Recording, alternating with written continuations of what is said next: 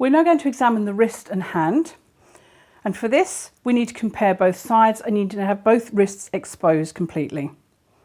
So we start by looking at both of the wrists, look and see if there's any swelling. We turn them sideways and then we turn them this way so we can have a look at the palm and the velvet aspect of the wrist here. Okay, relax that hand down.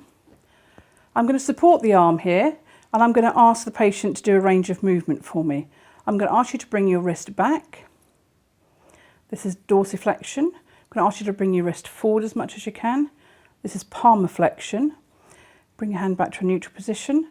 I'm going to ask you to swing it towards your thumb, and that is radial deviation. And I'm going to ask you to swing towards me now, and that's ulnar deviation. All the time I'm keeping the arm still so that the shoulder isn't moving instead of the wrist. I'm going to ask you now to make a fist because this is a functional position. And I'm now going to ask you to keep your hand like that and don't let me open it. This tests the strength around the wrist and hand joint. Okay, relax your hand now. If your patient is having problems getting the range of movement, again, you can do passive movement for them.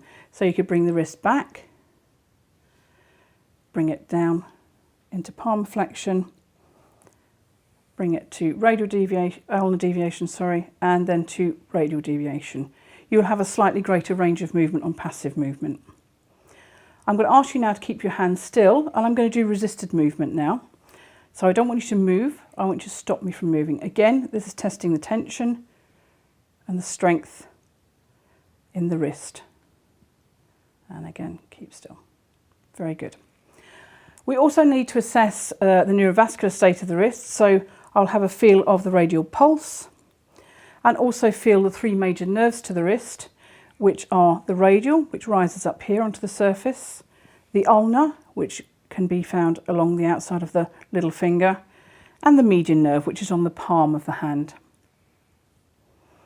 We're now going to move on to the hand itself for movement. I'm going to ask you to spread your fingers wide for me, and I'm going to ask you to bring your fingers together. Adduction and abduction of the fingers is quite important.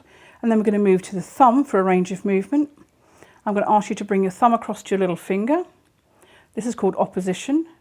I'm going to ask you to bring your thumb to your index finger, which is the pinch position. I'm going to ask you to bring your thumb back as far as you can. And now curl your thumb in as much as you can so you're moving both of the joints here. I'm now going to ask you to relax your thumb, bring it out like this, and swing towards my finger. And now lay your thumb against your index finger. Those are the basic movements of the thumb. Additionally, we want to assess how good the ulnar collateral ligament is, which is here, and is frequently injured in the thumb. And for this, we need to hold the first metacarpal, ask the patient to relax their thumb, and just abduct it. There will be a natural stop at the end of the range of movement. If this is painful or if this is very lax, it may indicate damage around this ulnar collateral ligament here. Then we're going to move on to palpating the wrist and the hand. So I'm going to start quite high up. We always ask about the joint above, so I'm going to ask if there's any pain at the elbow.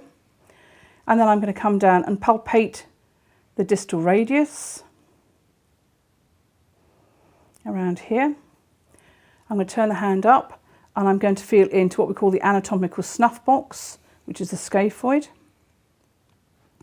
I'm going to continue on down onto the first metacarpal and onto the thumb.